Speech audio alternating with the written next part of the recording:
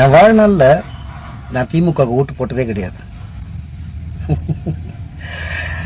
அது என்ன மேஜிக்னு தெரியல.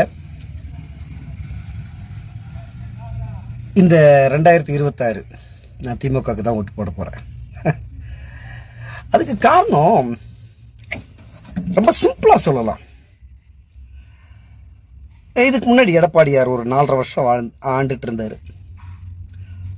அவர் செஞ்ச சாதனைகள் அந்த 4.5 வருஷத்துல எதுவும் இல்லை, இருக்க மாதிரி எனக்கு தெரியல. அதுக்கு முன்னாடி ஜெயலலிதா இருந்தாங்க. அவங்க குறிப்பா சொல்லணும்னா அவங்க வந்து ஃபர்ஸ்ட் சிறைக்கு போயிட்டு வந்ததுக்கு அப்புறம் ஜெயிச்சதுக்கு அப்புறம் நிறைய திட்டங்கள் கொண்டு வந்தாங்க. அம்மா உணவகம், அம்மா குடிநீர், இந்த குறைந்த விலையில குடிநீர் அந்த வாட்டர் பாட்டில், அப்படி சொல்றதுக்கு 1-2 இருக்கு. ஆனா இந்த 5 ஆண்டு திமுக ஆட்சியில சொல்றதுக்கு எவ்வளவுங்க. உயர்கல்வி படிச்சுட்டு வெளிநாட்டில் போய் படிக்கிற பசங்களுக்கு அம்பேத்கர் அயலக உதவி, அந்த ஸ்கீம், அம்பேத்கர் அயலக கல்வி நிதி அப்படின்ட்டு ஒரு பெரிய ஸ்கீம். இப்போ யூபிஎஸ் எக்ஸாம்ல எவ்வளவு பசங்க பெருசா சாதிச்சிருக்காங்க. 10 வருஷம் இல்லாத அளவுக்கு தமிழ்நாட்டு மாணவர்கள் சாதிச்சிருக்காங்க. நானே சாதிச்ச மாதிரி இருக்கு. எனக்கு பொறாமையா இருக்கு.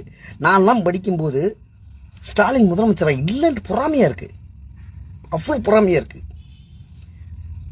அவ்வளோ ஸ்கீம், நான் முதல்வன் திட்டம், தமிழ் புதல்வன் திட்டத்தில் கல்லூரி படிக்கக்கூடிய ஏழை மாணவர்கள், அதாவது கவர்மெண்ட் ஸ்கூல்ல இருந்து கல்லூரிக்கு போகக்கூடிய மாணவர்கள் மாசம் 1000 ரூபாய் மகளிர் உதவித்தொகை, மகளிர் உரிமை தொகை. அதாவது உதவித்தொகைனா கூட அது வந்து ஒரு சுயமரியாதை. இதுல எனக்கு பிடிச்சிருக்க விஷயம் என்னன்னா, ஒவ்வொரு ஸ்கீமுக்கும் பேர் வச்சது பாருங்களேன். நான் முதல்வன், அதாவது அந்த பயனாளிகள், அந்த பசங்க இருக்காங்கல்ல, அந்த பசங்களே முதல்வன். ஓகேங்களா? தமிழ் புதல்வன், கல்லூரிக்கு போகக்கூடிய மாணவர்களுக்கு கொடுக்கக்கூடிய ஸ்கீமுக்கு அந்த 1000 ரூபாய் மாசம் கொடுக்குறாங்கன்னா அந்த ஸ்கீமுக்கு வந்து பேர் பாருங்களேன், தமிழ் புதல்வன்.